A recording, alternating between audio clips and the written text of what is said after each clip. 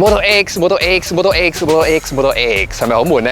梗係啦，全世界啲 Model X。但係唔緊要，而家佢終於有對手啦！一架 SUV 電動嘅，仲要係長氣同埋高性能嘅 Jaguar I-Pace。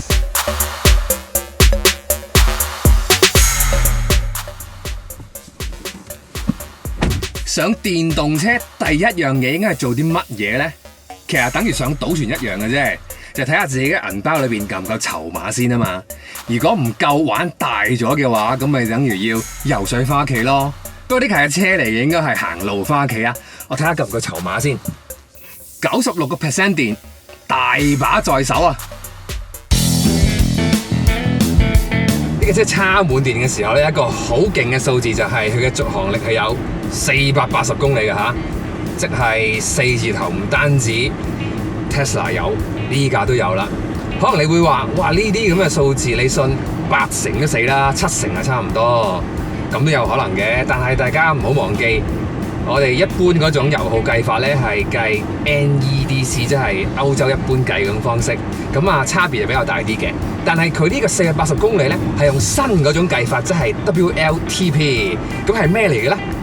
呢一種嘅計法咧就係佢嘅車速咧上下嘅變化咧係多啲，同埋極速係會高啲，再加上佢嘅計算嘅時間咧係長啲嘅，所以用呢個方法計出嚟油耗咧通常係高少少，亦即係比現實中接近啲咯。咁所以480公里未必會係，但係可能都有400啩。400公里就未必有啦。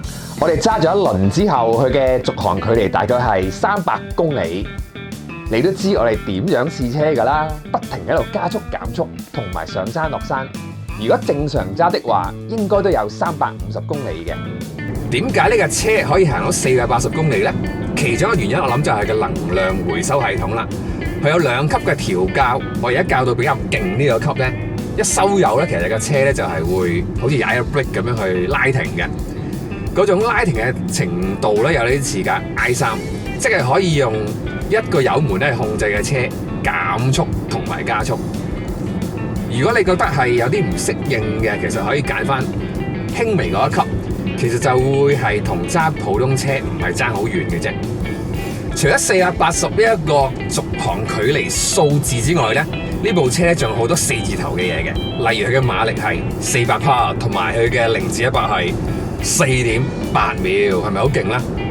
都幾勁㗎！Macan Turbo 咁啱就係呢啲數字啦。咁佢而家400匹點得嚟嘅咧？就係前後佢嘅摩打各自係200匹，夾埋咪400咯。另外佢嘅重量分佈咧，咁啱又係前同後都係50同50嘅喎。聽呢一組數字睇嚟，好似呢架車係會劈得咁樣，係咪？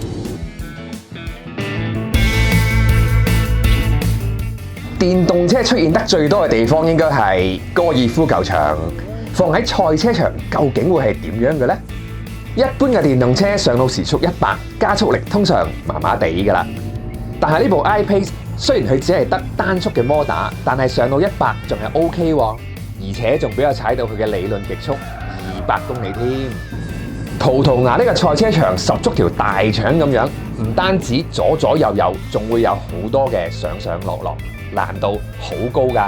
喺呢個場揸咁重嘅電動車，會唔會等於喺保齡球場打一個10幾磅重嘅波，咁容易碌落坑呢？當我衝落啲急彎嘅時候，竟然冇推頭，又冇甩尾，條胎響都唔響，好奇幻啊！另一個奇幻嘅地方就係呢部車揸落去嘅時候，竟然唔係好重，同一般嘅引擎車又唔係爭好遠啫喎。其實 Jaguar 有好多車都係呢種感覺嘅，佢嘅車重數字唔係特別輕，但係揸落去嘅時候就好似飄飄然咁樣嘅喎。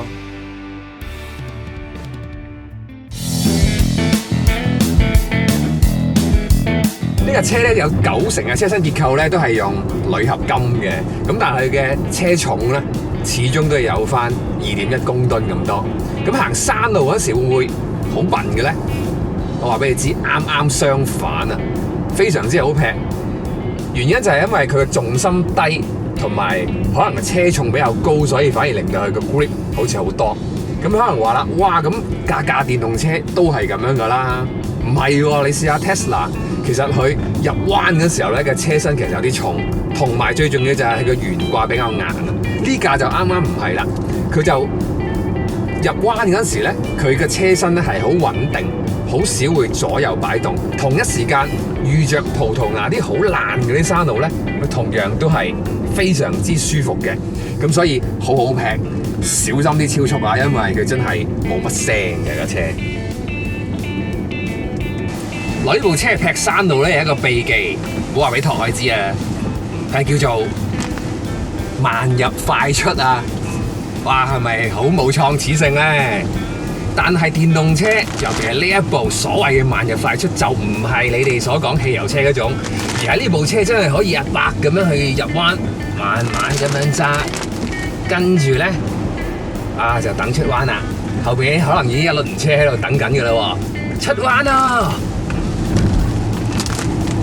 咁就出咗彎㗎啦喎，所以哇！如果你大帽山見到呢部車行又係慢入快出，你唔好笑佢啦，一出嗰陣時見咗佢㗎啦。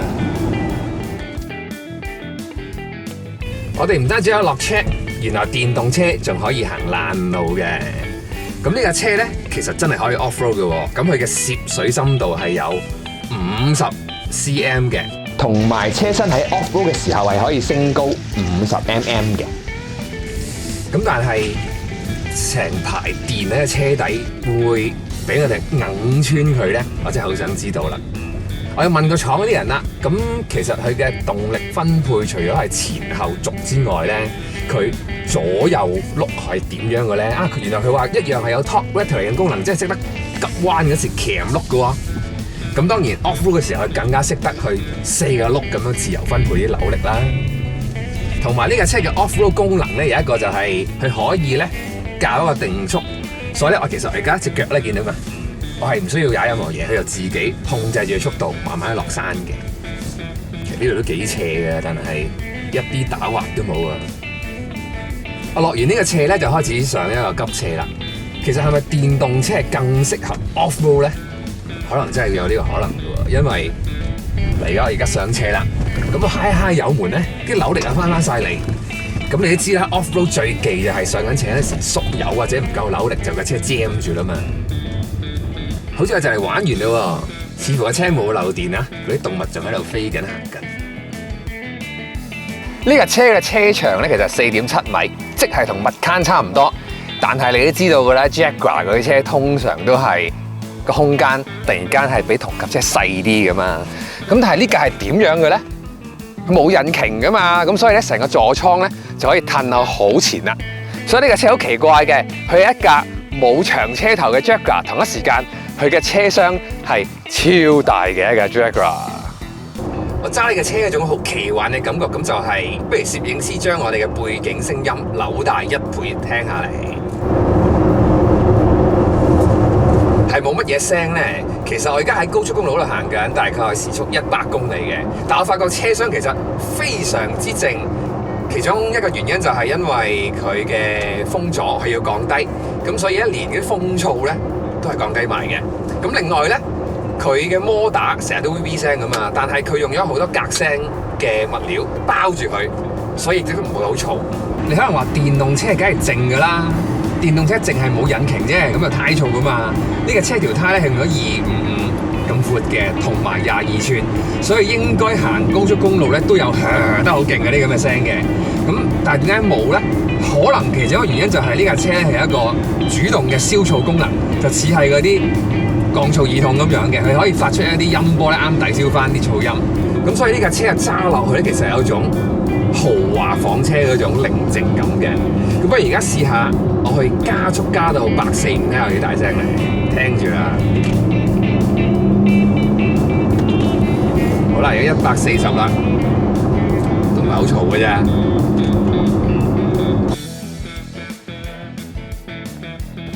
有啲人話電動車就係一架冷氣機，淨係識得講能源效益嘅啫。咁如果睇翻香港賣嘅啲電動車，可能都係咁嘅，淨係識得玩加速，有啲加速力都冇添。